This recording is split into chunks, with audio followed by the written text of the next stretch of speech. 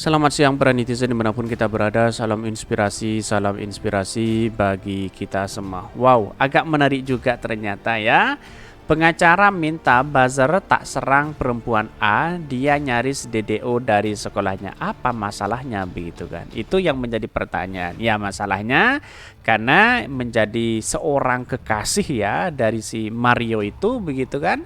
Tentu juga ada keterlibatan di situ begitu. Kenapa? Karena ujung-ujungnya dia berspekulasi kasusnya sama dengan istri Verdi Sambo begitu kan. Ya artinya katanya ada pelecehan, diremas dan sebagainya. Apakah benar seperti itu? Wallahu alam. Kita buktikan di pengadilan. Kan seperti itu logikanya begitu. Kenapa dia bisa memberikan video seperti itu terhadap penganiayaan? Jangan-jangan ini provokasi atau provokator yang memang bersekongkol atau perencanaan apa begitu. Ini sangat menarik juga kalau kita ditelusuri. Jangan-jangan sudah ada Putri Candrawati kedua begitu kan. Itulah yang kemudian kita harus tahu mana yang pelecehan dan mana yang tidak begitu. Tapi mari baca komentar-komentar netizen agak pedas begitu kan. Ada pro dan ada kontra seperti ini. Ini saya bacakan dulu ya. Pernyataan ini dari pengacara A tega banget menyuarakan kemanusiaan di medsos dan melawan tindak ya ketidakkeprimanusiaan, malah dituduh buzzer. Ya, inilah yang kemudian buzzernya siapa begitu kan. Yang namanya penganiayaan dan sebagainya tidak ada buzzernya begitu kan. Tetapi rasa empati kita, simpati kita kepada siapapun itu harus ada begitu kan. Ya memang para buzzer politik kan ada bedanya antara buzzer politik dan tidak begitu kan. Karena memang mungkin ya orang-orang karena memang terafiliasi tertentu lalu kemudian banyak yang mendukung dan ada yang pro kontra juga begitu kan. Sebagian besar dari beberapa pengacara yang bakal sekuat tenaga membela yang dibayar dia. Pokoknya sebelum hakim ketok palu, dia akan keokeh ya, surakeh berkelit ya, ngepot kanan kiri ya, ngeles ya, tersebut bahwa kliennya dibelah ya, dibelanya adalah malaikat suci tak berdosa. Wow. Tapi kan si Mario nanti kan diminta keterangan siapa yang melakukan itu. Kalau memang dia terlibat, ngapain kita harus ngeles itu begitu kan. Pengacara yang kurang belajar sama netizen. Si pengacara nggak ngerti arti buzzer. Sana sekolah dulu di Universitas Anak Online. Itulah komentar-komentar netizen begitu hari ini begitu kan, begitu pedas begitu ya. Tetapi inilah bagian dari demokrasi kita begitu kan, yang kita harus hormati juga begitu kan. Dalam artian bahwa ya boleh orang-orang memberikan pendapat, tapi rasa kebencian itu tidak boleh begitu kan. Mungkin dia kudet dan minim literasi ya di benak saya dia bermaksud bilang netizen tapi terceplos buzzer. Untunglah dia nggak bilang buzzer rezim, bisa di blender warganet itu orang ini. Jadi ingat pengacara berpengalaman yang kena prank PC Putri Candrawati. Ya bisa jadi begitu kan, karena dia memang sudah hebat pengacaranya tapi kena prank Putri Candrawati begitu kan. Ya atas pelecehan itu juga begitu kan. Akankah dia sama? Wallahu a'lam begitu kan. Membela yang bayar, ia kan memang dibayar untuk itu, dia kerjanya seperti itu. Ya ini buzzer ya, pengacara jangan repot mengurusi tugas di luar kepercayaannya ke pengacaranya. Ini banyak sekali yang mengkritik mereka begitu kan.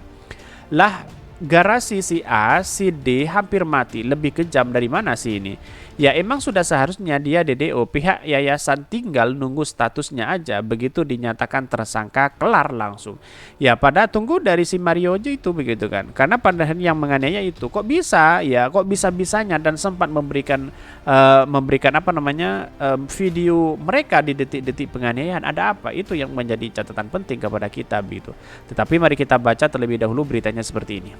Ini beritanya ini agak menarik juga ya. Pengacara minta buzzer tak serang perempuan A, dia nyaris DDO dari sekolahnya. Apa masalahnya? Ya masalahnya itu apakah dia ikut yang merencanakan itu begitu kan, dengan hal-hal seperti itu begitu, atau jangan-jangan alibi dia pelecehan seksual atau apa ya, mungkin sama kasusnya dengan Putri Candrawati yang mengarang dengan pelecehan itu begitu kan. Tapi hakim kira-kira percaya atau enggak begitu, mari kita buktikan di pengadilan, bukan dibuktikan dengan asumsi para cebong dan buzzer dan kemudian para orang-orang yang tidak suka kepada si David begitu kan ya. Pengacara perempuan inisial A alias Agi 15 meminta agar kalinya tidak disudutkan di kasus Mario Dandi Satrio ya 20 ya yang menganiaya Kristalino David Ozora. Ya, pengacara mengklaim A awalnya tidak tahu apa-apa soal penganiayaan yang dilakukan oleh Mario. Oke. Kalau memang ini kan agak sedikit tidak tahu apa-apa, apakah dia nanti dari pacarnya akan melontarkan yang sama? Ya mungkin tidak mau sendirian, mungkin dia akan kena juga begitu kan. Kami juga memultimatum untuk pihak-pihak bahkan teman-teman buzzer untuk tidak menyudutkan saksi anak ini, ujar pengacara si A Magata Toding Alo kepada wartawan. Menurutnya mengata permasalahan ini bukan berawal dari kliennya tetapi dari saksi inisial apa ya yang merasa perlu untuk membersihkan nama kliennya karena menurutnya A tidak tahu menahu jika Mario Dandi akan melakukan penganiayaan tersebut. Bahkan ya bahwa memang dari awal kita sudah tahu bahwa David ini yang berkomunikasi dengan saksi apa ini, tapi kami benar-benar prihatin atas kejadian ini. Kami sangat sedih dengan kejadian ini, namun klien kami Agnes harus kami bersihkan nama, jelas Magata. Bahkan awalnya dia harus dijemput oleh tersangka ya Dandi dan akhirnya dia sudah 2 kali bahkan 3 kali kalau nggak salah, tapi ada BAP, ada 2 kali dia mengingatkan untuk tidak melakukan hal-hal yang tidak diinginkan. Jadi sudah diperingatkan. A nyaris dikeluarkan dari sekolah. Tudingan-tudingan netizen di media sosial, kata Magata, berbuat psikologi kaliannya terganggu. Apalagi A nyaris dikeluarkan dari sekolah. Ya artinya kalau memang dia terbukti melakukan itu ya ditindak juga begitu kan. Karena diikut merencanakan juga begitu kan.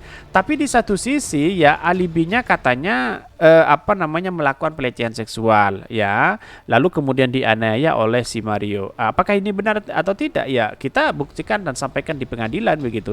Jangan sama dengan Putri Chandrawati begitu kan, yang kemudian alibi dianggap Joshua melakukan pelecehan seksual dan sebagainya. Akhirnya ya yang Ferdy Sambo bertindak begitu. Ada apa motifnya sampai hari ini belum diketahui apa motifnya begitu kan. Tetapi ya pada hakikatnya kenapa kok sampai tega Ferdy Sambo menembak begitu? Bukankah dengan melaporkan atau apa kan begitu kan. Sama dengan si Mario itu begitu kan ya. Si Mario Dandi ini kan seharusnya kalau dia melecehkan seksual laporkan aja begitu kan. Ngapain kita harus sibuk-sibuk menganiaya kan begitu logikanya begitu. Dan bahkan Magata mengatakan pihak sekolah A juga harus mengeluarkan pernyataan sikap dan telah meminta orang tua A untuk memberikan klarifikasi. Oleh karenanya, tim kuasa hukum akan mengklarifikasi ya kejadian sebenarnya yang dialami oleh A kepada pihak sekolah. Pihak sekolah sudah menyatakan pernyataan sikap dan mengundang orang tua dan keluar untuk mengklarifikasi. Kami sebagai tim penasihat hukum akan mengklarifikasi ini dengan jelas dan terang, ujarnya.